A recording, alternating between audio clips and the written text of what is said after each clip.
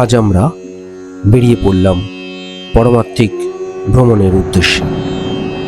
আজকে ভ্রমণটি হবে আমাদের তারকেশ্বরের উদ্দেশ্যে। জয় বাবা তারকনাথ। আপনারা পুরো ভিডিওটি দেখতে থাকুন।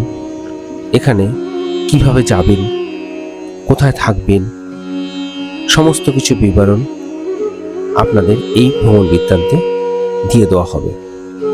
আপনারা পুরো ভিডিওটি দেখতে থাকুন। তারকেশ্বরে অনেক অজানা তথ্য রয়েছে, সে সমস্ত তথ্যগুলো এই বিবরণে আমরা ব্যাখ্যা করব। অনেক অলৌকিক ঘটনা যেটা আমরা তারকেশ্বরের মন্দিরের মধ্যে লুকিয়ে আছে। আজকে আপনাদের সঙ্গে আমি একে একে সেগুলো আলোচনা করব। আমরা বেরিয়ে পড়লাম তারকেশ্বরের উদ্দেশ্যে। আমরা সোদপুরের ফেরিঘাট থেকে পার হয়ে গঙ্গাবক্ষের মাঝখান দিয়ে যখন যাচ্ছি, আমাদের খুব ভালো লাগছে। আমরা গঙ্গাবক্ষ অতিক্রম করে আমরা উঠে পড়লাম একটি টোটোতে। সেই টোটো করে যেতে যেতে আমরা কোন্নগরের স্টেশনের উদ্দেশ্যে চলছি। আমরা অবশেষে কোন্নগর স্টেশনে এসে পৌঁছালাম। আমরা কোন্নগর স্টেশনে পৌঁছালাম এবং এই স্টেশন থেকে তারকেশ্বরগামী ট্রেনে আমরা উঠে পড়লাম। এই ট্রেনটি বেলা 2:32 ট্রেনটি ছাড়লো এবং এই ট্রেনটি বেলা 3:37 তারকেশ্বর স্টেশনে পৌঁছে দিল। এছাড়াও যারা আপনারা হাওড়া থেকে আসবেন, তারকেশ্বরগামী যে কোনো ট্রেনে আপনারা উঠে পড়ুন এবং তারকেশ্বর স্টেশনে নেমে সেখান থেকে আপনারা মন্দিরে যেতে পারেন। অবশেষে আমাদের ট্রেন তারকেশ্বর স্টেশনে এসে পৌঁছলো। সত্যি আমরা বাবার ধামে আসতে পেরে আমি নিজেকে খুব ধন্য মনে করলাম। আমি একটু চারিপাশটা ঘুরে দেখলাম স্টেশনটার। তারপরে কিছুক্ষণ একটু রেস্ট নিয়ে আমি এদিকটা ওদিকটা দেখে সিঁড়ে চলতে শুরু করলাম ব্রিজের দিকে মুখ করে। এবং আমি ধীরে ধীরে ব্রিজের দিকে এগিয়ে চলছি। দুধারে প্রচুর মানুষ যাচ্ছে সব তারকেশ্বরের মন্দিরের উদ্দেশ্যে এবং আমিও চললাম তারকেশ্বরের মন্দিরের উদ্দেশ্যে। জয় বাবা তারকনাথ। আস্তে আস্তে আমি ব্রিজ থেকে উঠলাম এবং ব্রিজ দিয়ে 1 নম্বর প্ল্যাটফর্মে আমাদের যেতে হবে। আমি ব্রিজের উপর থেকে তারকেশ্বর স্টেশনটা একটু টপ ভিউটা দেখে ধীরে ধীরে আমি চলেছি 1 নম্বর প্ল্যাটফর্মের দিকে।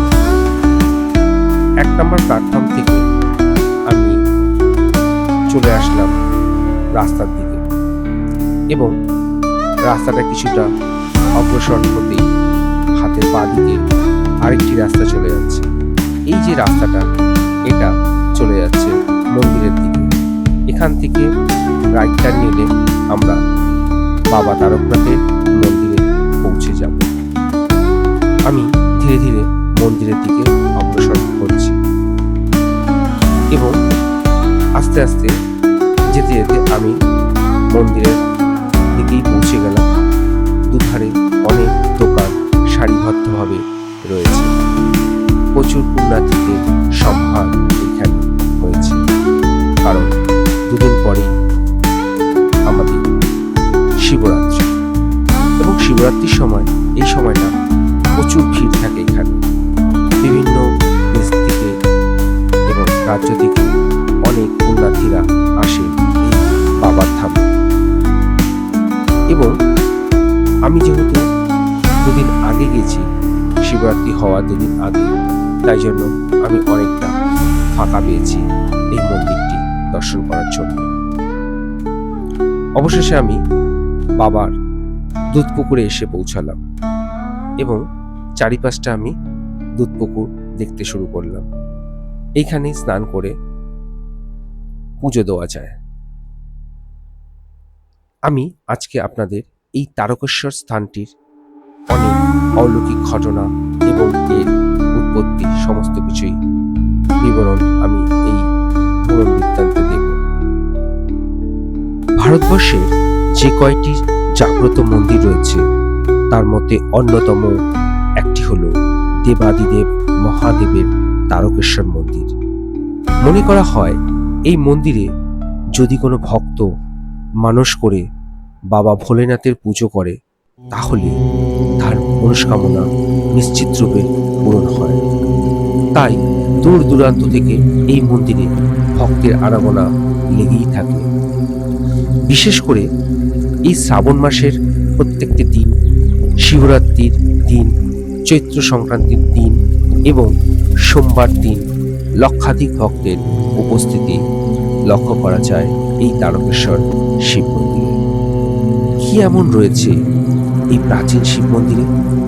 কেনই বা এখানে দেশ বিদেশ থেকে বিপুল ভক্তের সমাগম হয়? ইতিহাস এবং পৌরাণিক বিশ্বাস থেকে বলা হয় ১৬শ শতাব্দীর শেষ দিকে হুগলি জেলার রামনগর অঞ্চলে বিষ্ণু দাস নামে এক স্থানীয় ক্ষত্রিয় রাজা রাজত্ব করতেন। রাজার ভাই ভারমল্ল ছিলেন সংসার বৈরাগী যোগী। যেখানে তারকেশ্বর মন্দির সেই অঞ্চলে নাম হয় তখন ছিল তারপুর। বিষ্ণু দাসের ভাই ভারমল্ল রোজ বনে যেতেন ফল মূল ও মধু সংগ্রহ করতেন। প্রায় তিনি লক্ষ্য করতেন একটা বড় কালো রঙের শিলাখণ্ডের উপরে গাভীরা এসে দুধ দিয়ে যায়। এই অদ্ভুত ঘটনা তিনি তার দাদাকে বলেন। শিব ভক্ত বিষ্ণু দাস বনে এসে এই দৃশ্য দেখে শিহরিত হন। রাজা ভারমল্ল তখন ওই শিলাস্তম্ভকে শিবলিঙ্গ রূপে রামনগরে এনে প্রতিষ্ঠা করতে উদ্যোগী হলেন। কিন্তু অনেক মাটি খুঁড়ে ওই পাথরের মূল খোঁজ পাওয়া গেল না। এরপরে জনশ্রুতি সেই সময় কোনো এক রাতে রাজার ভাই ভারামল্ল স্বপ্ন দেখলেন স্বয়ং শিব তাকে জানাচ্ছেন যে তিনি তারকেশ্বরের শিব। তিনি ওই বন থেকে গয়া ও কাশী পর্যন্ত ছড়িয়ে আছেন। সুতরাং তাকে তারপুরের জঙ্গল থেকে উচ্ছেদ না করে ওখানে তাকে প্রতিষ্ঠা করা হোক। এরপর স্বপ্নাদিষ্ট ভারমল্ল ও মুকুন্দরাম রাজার সহযোগিতায় বন কেটে পরিষ্কার করে তারপুরেই পাথরের স্তম্ভের উপর একটি মন্দির নির্মাণে ব্রতী হলেন। মুকুন্দ ঘোষকে শিবের সেবা পুজো করবার ভার অর্পণ করা হয়। তিনি হলেন তারকনাথের প্রথম সেবক। বিষ্ণুদাসের মৃত্যুর পর রাজা হন ভারামল্ল। যখন মুকুন্দরাম মারা গেলেন সেই সময় ভারামল্ল ১৭২৯ খ্রিস্টাব্দে তারকেশ্বর মঠের প্রতিষ্ঠা করেন। মঠের মহন্ত নির্বাচন হন দশনামী শৈব সম্প্রদায়ের মায়াগিরিকে। পরবর্তীতে এই মায়াগিরির হাতেই মঠের দায়িত্বভার তুলে দেয় রাজা ভারমল্ল। এই হলো তারকেশ্বরের শৈব তীর্থের প্রতিষ্ঠার ইতিহাসের পুরাণ মিশ্রিত এক কাহিনী।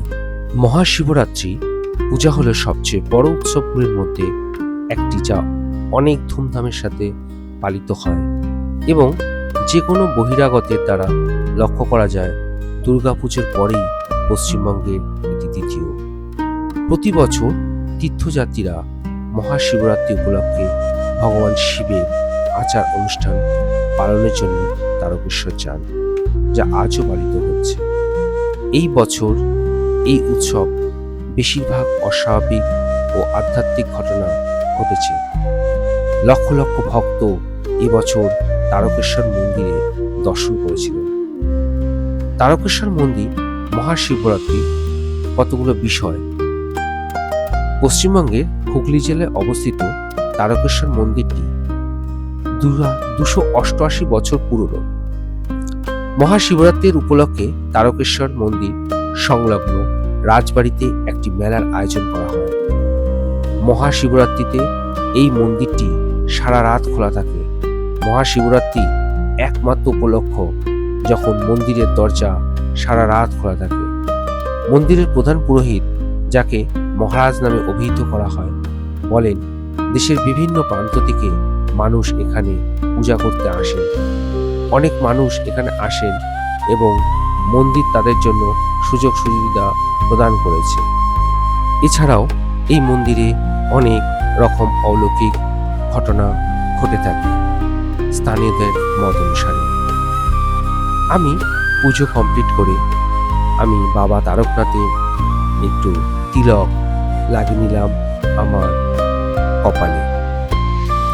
তারপর আমি এদিকটা ওদিকটা ঘুরে দেখলাম চারিপাশটা।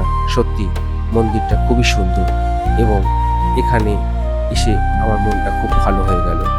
সত্যি এখানে একটা স্পিরিচুয়ালিস্টিক ব্যাপার তো আছে। আপনারা যারা আসবেন এবং এইখানে সকাল সকাল যদি আসেন, পুজো দিয়ে আবার আপনারা বাড়ি চলে যেতে পারবেন সেই দিনে। আর যারা দূর থেকে আসবেন, এখানে অনেক থাকার জন্য মন্দির সংলগ্ন অনেক হোটেলও আছে। আপনারা এই হোটেলে থাকতে পারেন এবং এখানকার পূজারী যারা আছে তাদের দিয়ে আপনি পুজো সারতে পারেন। সত্যি ব্যবস্থাটা খুবই সুন্দর। মহাশিবরাত্রিতে এখানে প্রচুর মানুষের সমাগম হবে। প্রচুর পুণ্যার্থীরা তারা এখানে ভিড় করবেন। তাই যারা মহাশিবরাত্রির দিন আসবেন তারা একটু সকাল সকাল চলে আসবেন এবং আপনারা এসে বাবার মাথায় জল দিতে পারেন। সত্যি চারিপাশটা এতটাই সুন্দর, আমার মন খুব ভালো হয়ে গেল। একটা মনোমুগ্ধকর পরিবেশ। সত্যি বাবার মন্দির সবার জন্য, সবার মঙ্গল করুক, এটাই কামনা করি বাবার কাছে। এই মন্দিরে শিবকে তারকনাথ হিসাবে পূজা করা হয়। 1729 সালে নির্মিত এই মন্দিরটি একটি 8চালা মন্দির। মন্দিরের সামনে একটা নাট মন্দির আছে। মন্দিরের কাছে কালী ও লক্ষ্মীনারায়ণের মন্দির আছে। শিব মন্দিরের উত্তর দিকে দুধপুকুর নামে একটা পুকুর আছে। বলা হয়ে থাকে এই পুকুরে ডুব দিয়ে স্নান করলে যাবতীয় মনস্কামনা পূর্ণ হয়। রামকৃষ্ণ পরমহংসের পত্নী তথা বিশিষ্ট হিন্দু ধর্মগুরু সারদা দেবী একাধিকবার এই মন্দিরে পুজো দিতে এসেছিলেন। বাবা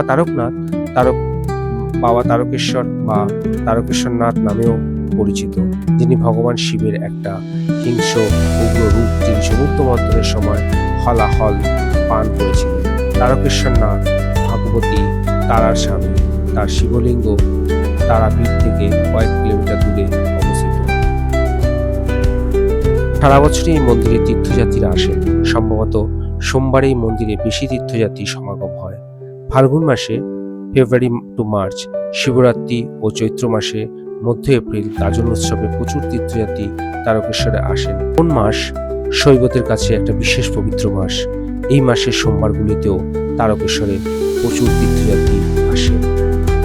মন্দির সংলগ্ন একটি হনুমান টেম্পল রয়েছে। আমরা সেখানে গিয়ে স্বয়ং হনুমানজিকে আমরা দর্শন করলাম। এরপরে আমাদের সমস্ত দর্শন কমপ্লিটের পর আমাদের ঘরে ফেরার সময় আমরা বেরিয়ে পড়লাম বাড়ির উদ্দেশ্যে। আসার পথে আমাদের এই দোকানটা থেকে আমরা কিছু আচার নিয়ে গেলাম। খুব টেস্টি ছিল সেই আচারটি। আমরা মন্দির সংলগ্ন রাজবাড়িটিও একবার ভ্রমণ করে নিলাম ফেরার পথে। আমাদের এবার পুরো তারকেশ্বরটি ঘোরা যখন শেষ হয়ে যায়, আমরা তখন সন্ধে আস্তে আস্তে নেমে আসে। আমরা ধীরে ধীরে অগ্রসর হতে থাকি তারকেশ্বর স্টেশনের উদ্দেশ্যে এবং সেখান থেকে আমরা ট্রেন ধরে আমাদের ফেরার পালা। এটি হলো তারকেশ্বর সংলগ্ন সেই পৌরাণিক রাজবাড়িটি। এটি হলো সেই পৌরাণিক রাজবাড়ি। আপনারা যখনই তারকেশ্বর মন্দিরে আসবেন তখন মন্দির সংলগ্ন এই রাজবাড়িটিকে আপনারা দর্শন করতে পারবেন। অবশ্য এই রাজবাড়িটি এখন ভিতরের দিকে ঢোকা যায় না, বাইরে থেকে আপনাদের দর্শন করতে হবে। আপনারা যারা আমার চ্যানেলে নতুন আছেন তারা অবশ্যই সাবস্ক্রাইব করবেন এবং পাশে থাকা বেল বাটনটিকে অবশ্যই প্রেস করে দেবেন, তাতে আপনাদের কাছে নতুন নতুন ভিডিওগুলো পৌঁছে যাবে। আপনাদের এই টোটাল তারকেশ্বর ভ্রমণটি কেমন লাগলো সেটা অবশ্যই আপনারা কমেন্টের মাধ্যমে জানাবেন। এছাড়া আপনারা লাইক করবেন এবং প্রচুর পরিমাণে শেয়ার করবেন, যাতে এই তারকেশ্বর ভ্রমণটি সবার কাছে পৌঁছে যায়। আপনারা ভালো থাকবেন এবং সুস্থ থাকবেন। জয় বাবা তারকনাথ সবার মঙ্গল করুন।